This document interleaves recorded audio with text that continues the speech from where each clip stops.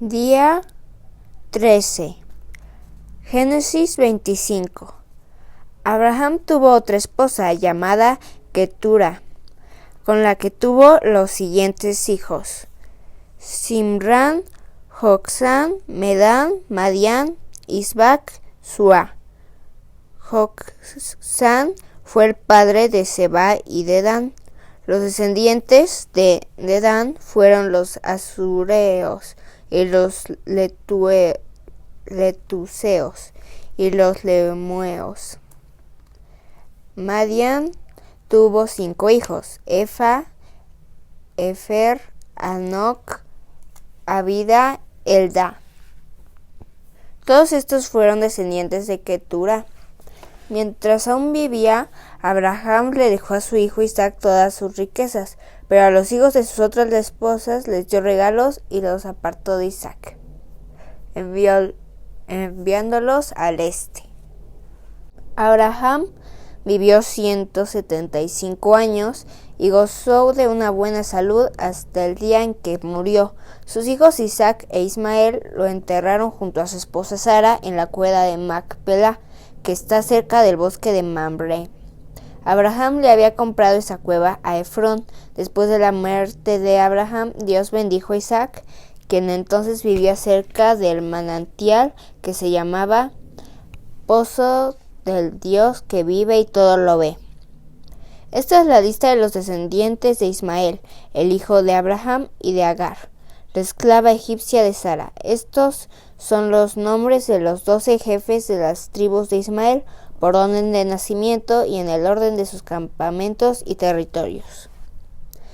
Nebaiot, que fue su hijo mayor; Kedar, Adber, Mibsab, Misma, Duma, Masa, Adar, Tema, Getur, Nafis, Kesma. Ismael vivió 137 años. Al morir fue enterrado junto a sus antepasados. Sus descendientes poblaron la región que va desde Avila hasta Sur, cerca de la frontera de Egipto, en dirección al sur, al otro lado de donde vivían sus parientes. Esta historia es la historia de Isaac. Tenía Isaac 40 años cuando se casó con Rebeca, que era hija de Betuel y hermana de Labán. Los arameos que vivían en Padam Aram. Rebeca no podía tener hijos, así que Isaac le pidió a Dios por ella. Entonces Dios atendió sus ruegos. Rebeca quedó embarazada. Ella se dio cuenta de que iba a tener mellizos porque los niños se peleaban dentro de ella. Por eso se quejó y dijo: Dios mío, ¿por qué me pasa esto a mí? Y Dios le respondió: tus hijos representan 2 naciones, son 2 pueblos separados. Decía antes de nacer: uno de ellos será más fuerte y el otro será más débil, pero el mayor servirá al menor. Cuando llegó el momento del nacimiento, el primero en nacer tenía la piel rojiza y todo el cuerpo cubierto de pelo. Por eso le pusieron por nombre Esaú. Después de que Esaú nació su hermano, al que llamaron Jacob, porque nació agarrado del talón de Esaú. Isaac tenía 60 años cuando los niños nacieron. Esaú llegó a ser un buen cazador y le encantaba estar en el campo, por eso Isaac lo quería más. Jacob, en cambio, era muy tranquilo y prefería quedarse en casa, por eso Rebeca lo quería más a Esaú que a Esaú. Un día Jacob estaba preparando un sabroso plato de comida. En eso llegó Esaú del campo con mucha hambre y le gritó: me estoy muriendo de hambre, dame ya esa sopa roja que estás cocinando. Por eso Esaú se le conoce también con el nombre de Edom. Jacob le respondió: dame tus derechos de hijo mayor y yo con gusto te daré mi sopa. Esaú exclamó: te los regalo ahora mismo, pues me estoy muriendo de hambre. Jacob le exigió a Esaú renunciar bajo juramento a sus derechos de hijo mayor. Esaú lo juró, y Jacob le dio un poco de pan y de la sopa. de lentejas que estaba preparando. Esaú comió y bebió. Luego se levantó y se fue sin darle importancia a sus derechos de hijo mayor. Génesis 26. En aquel tiempo llegó a faltar comida en toda la región de Canaán, tal como había pasado en tiempos de Abraham. Era tan grave la falta de alimentos que Isaac pensó en irse a Egipto. Pero Dios se le apareció a Isaac y le dijo: no vayas a Egipto, es mejor que vayas por algún tiempo a Gerar, donde vive Abimelec, el rey de los filisteos. Yo prometo estar ahí siempre contigo y bendeciré en todo. Además, a ti y a tus descendientes voy a darles todas estas tierras, así cumpliré el juramento que le hice a tu padre Abraham. Voy a hacer que tus descendientes sean tan numerosos que las estrellas del cielo. Por medio de ellos bendeciré a todas las naciones de la tierra, porque Abraham me obedeció y cumplió todo lo que le ordené. Fue así como Isaac fue a Gerar para hablar con Abimelec y se quedó a vivir allá. Cuando los hombres de aquel lugar le preguntaban por Rebeca, él decía que era su hermana y no su esposa. Y es que tenía miedo, porque pensaba: Rebeca es muy hermosa, los hombres de este lugar son capaces de matarme para quedarse con ella.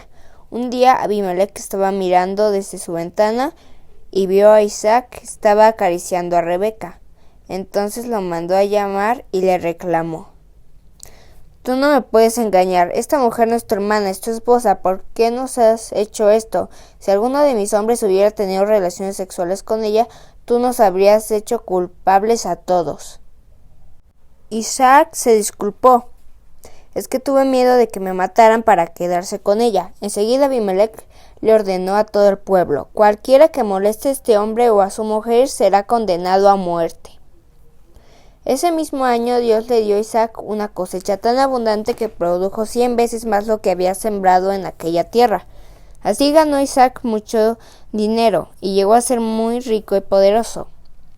Llegó a tener tantas ovejas y vacas y tantos sirvientes que despertó la envidia de los filisteos. Por eso los filisteos taparon con tierra todos los pozos que Abraham había mandado abrir. Hasta Abimelec llegó a decirle: vete de aquí, pues ya eres muy poderoso que nosotros.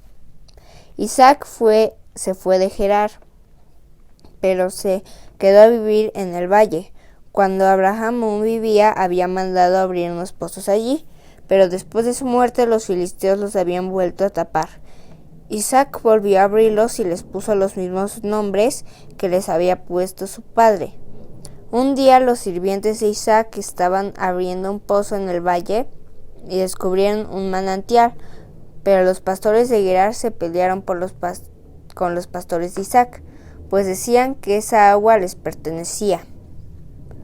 Por eso Isaac llamó a ese pozo Pelea. Hicieron otro pozo, pero también pelearon por él, por lo que Isaac le puso por nombre Pleito. Luego se alejó de allí y volvió a abrir otro pozo, y ya nadie peleó, entonces lo llamó Libertad. Después de eso, al fin Dios nos ha dado libertad para prosperar en este lugar. De allí Isaac se fue a otro lugar, que luego sería conocido como Beerseba. Esa misma noche Dios se le apareció y le dijo: yo soy el Dios de tu padre Abraham, y por él te voy a bendecir y aumentar el número de tus descendientes. No tengas miedo, pues yo te ayudaré en todo. Entonces Isaac hizo allí un altar para adorar a Dios. En ese mismo lugar plantó su tienda de campaña y sus sirvientes abrieron otro pozo. Cuando Abimelec lo supo, salió de Gerar para hablar con Isaac. Lo acompañaban Ahuzat, que era su consejero personal, y Ficol, jefe de su ejército. Isaac les preguntó: ¿para qué vienen a verme, si me han tratado tan mal y hasta me echaron de su país? Y ellos le contestaron: ya hemos visto que Dios está de tu parte, por eso queremos hacer un trato contigo, y lo vamos a hacer, pero bajo juramento. Nosotros nunca quisimos molestarte, al contrario, siempre te tratamos bien y hasta nos despedimos como amigos. Ahora tú comprométete a no hacernos ningún daño, ya que Dios te ha bendecido tanto. Entonces Isaac les ofreció un banquete y ellos comieron y bebieron. A la mañana siguiente, se levantaron muy temprano y tanto Isaac como Abimelech juraron no hacerse ningún daño. Luego Isaac pidió a sus visitantes y ellos se marcharon en paz. Ese mismo día vinieron los sirvientes de Isaac y le dijeron que habían encontrado agua en el pozo que estaba abriendo. A ese pozo Isaac le puso por nombre Juramento, y hasta el día de hoy la ciudad donde está ese pozo se llama Beer-Sebec, que significa pozo de juramento. Cuando Esaú tenía 40 años, se casó con Judit, que era hija de un hitita llamado Beri. También se casó con Basemat, hija de otro hitita llamado Elón. Estas dos mujeres llegarían a causarles muchos problemas a Isaac y Rebeca. Salmos 13. Himno de David. Mi Señor y Dios, ¿vas a tenerme siempre olvidado? ¿Vas a negarte a mirarme? ¿Debes seguir mi corazón siempre angustiado, siempre sufriendo? ¿Hasta cuándo el enemigo me va a seguir dominando? Mírame y respóndeme, ayúdame a entender lo que pasa, de lo contrario perderé la vida. Mi enemigo cantará victoria y se alegrará de mi fracaso. Pero yo, Dios mío, confío en tu gran amor y me lleno de alegría, porque me salvaste. Voy a cantarte himnos porque has sido bueno conmigo. Proverbios 13. El hijo del sabio acepta que su padre lo castigue, el hijo del malcriado no lo permite que le llamen la atención. Los que hablan de hacer el bien reciben su justo premio, pero los traidores reciben el castigo que se merecen. El que cuida lo que dice protege su vida, el que solo dice tonterías provoca su propia desgracia. El que desea tener sin trabajar al final no consigue nada. Trabaja y todo lo tendrás. La gente honrada odia la mentira, el malvado siempre causa vergüenza y deshonra. Al bueno lo protege su honradez, al pecador lo arruina su maldad. Algunos dicen ser ricos y no tienen nada, otros dicen ser pobres y nada les falta. El rico por su dinero corre peligro de ser secuestrado, el pobre no tiene ese problema pues nadie lo amenaza. La vida de los buenos es luz que llena de alegría. La vida de los malvados es una lámpara apagada. La gente orgullosa provoca peleas, la gente humilde escucha consejos. Lo que fácilmente se gana, fácilmente se acaba. Ahorra poco a poco y un día serás rico. Qué tristeza da que los deseos no se cumplan y cómo nos llena de alegría ver cumplidos nuestros deseos. Si te burlas de una orden tendrás tu merecido, si lo obedeces tendrás tu recompensa. Las enseñanzas del sabio son una fuente de vida y pueden salvarte la muerte. El que da buenos consejos se gana el precio de todos, pero el que da malos consejos acabará en la ruina. El sabio piensa bien lo que hace, el tonto deja ver su estupidez. El mensajero malvado te mete en problemas, el buen mensajero te saca de ellos. Si no aprecias la disciplina, te espera la pobreza y la deshonra. Si aceptas que te corrija, recibirás grandes honores. Cómo nos alegramos cuando se cumplen nuestros deseos, y cómo le cuesta trabajo al necio apartarse del mal. Quien son sabios anda a pensar, aprende. Quien son tontos se junta, acaba en la ruina. El bien te trae bendiciones, el mal solo te trae problemas. Las riquezas del hombre bueno serán para sus nietos, las riquezas del pecador serán la herencia de la gente honrada. En los campos de los pobres hay comida de sobra, donde hay maldad todo se pierde. Si amas a tu hijo, corrígelo, si no lo amas, no lo castigues. Los buenos comen hasta llenarse, pero los malvados se quedan con hambre. Mateo 13. Ese mismo día Jesús salió de la casa donde estaba. Fue a la orilla del lago de Galilea y allí se sentó a enseñar. Como mucha gente llegó a escucharlo, tuvo que subir a una barca y sentarse para enseñar desde allí. La gente permaneció de pie en la playa. Jesús le enseñó muchas cosas por medio de ejemplos y comparaciones. Les puso esta comparación. Un campesino salió a sembrar trigo. Mientras sembraba, algunas semillas cayeron en el camino. Poco después vinieron unos pájaros y se las comieron. Otras semillas cayeron en un terreno con muchas piedras y poca tierra. Allí pronto brotaron plantas de trigo, pues la tierra era poco profunda. Pero las plantas no vivieron mucho tiempo porque no tenían buenas raíces y se quemaron cuando salió el sol. Otras semillas cayeron entre espinos. Cuando los espinos crecieron, apretaron las espinas de trigo y no las dejaron crecer. Pero otras semillas cayeron en la tierra buena y produjeron una cosecha muy buena. En algunos casos, las semillas sembradas produjeron espigas con 100 semillas. Otras produjeron espigas con 60 semillas. Y otras produjeron espigas con 30 semillas. Ustedes, si en verdad tienen oídos, presten mucha atención. Los discípulos se acercaron a Jesús y le preguntaron: ¿por qué enseñas a la gente por medio de ejemplos?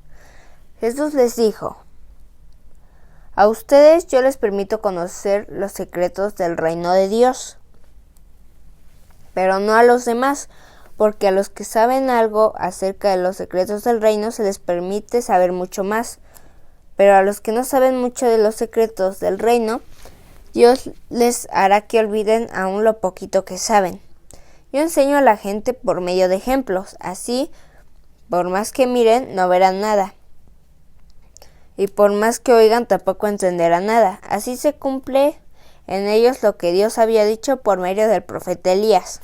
Esa gente, por más que escuche, nunca entenderá, y por más que mire, nunca verá. Pues no aprende ni piensa, sino que cierra los ojos para no ver y se tapa los oídos para no oír. Si hiciera lo contrario, entendería mi mensaje, cambiaría su manera de vivir y yo la salvaría.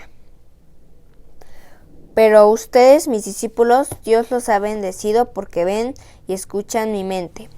Muchos profetas y mucha gente buena hubieran querido ver lo que ustedes ven y oyen, pero no pudieron. Ahora pongan atención y les diré lo que significa el ejemplo del campesino. Hay algunos que escuchan el mensaje del reino de Dios, pero como no lo entienden, el diablo viene y hace lo que olviden. Estos son como las semillas que cayeron junto al camino. Las semillas que cayeron entre piedras representan a los que oyen el mensaje del reino de Dios y los que aceptan rápidamente con alegría. Pero como no entienden muy bien el mensaje, su alegría dura muy poco. Cuando tienen problemas o los maltratan por ser obedientes a Dios, enseguida se olvidan del mensaje. Luego están las semillas que cayeron entre los espinos.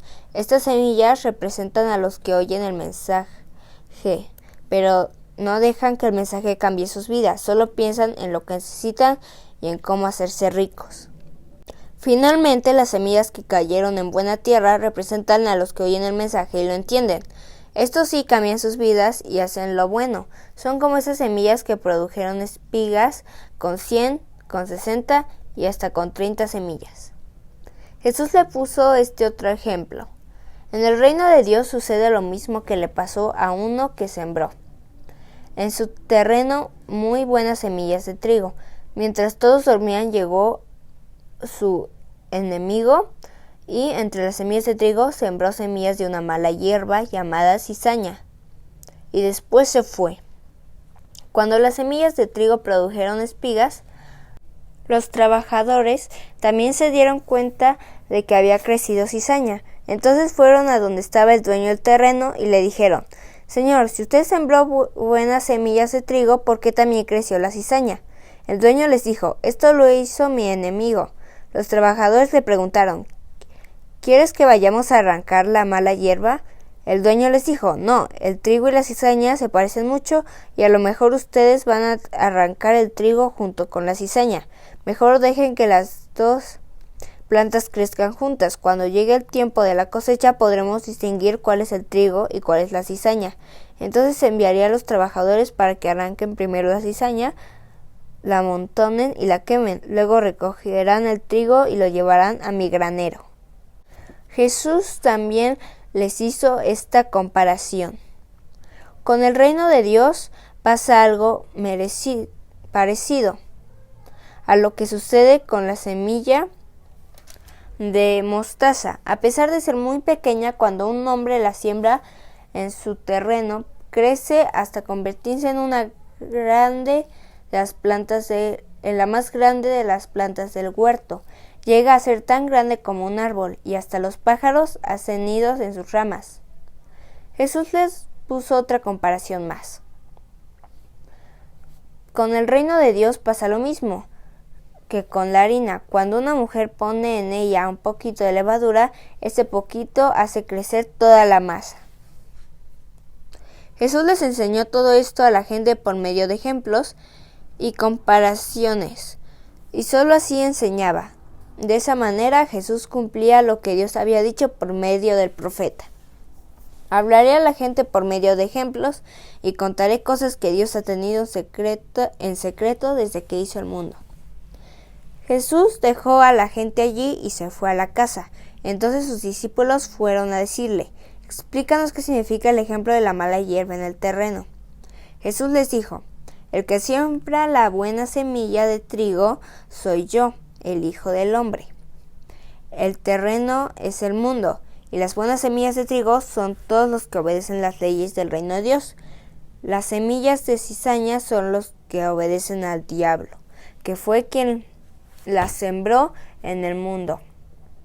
El tiempo de la cosecha es el juicio final, y los trabajadores que recogen la cosecha son los ángeles.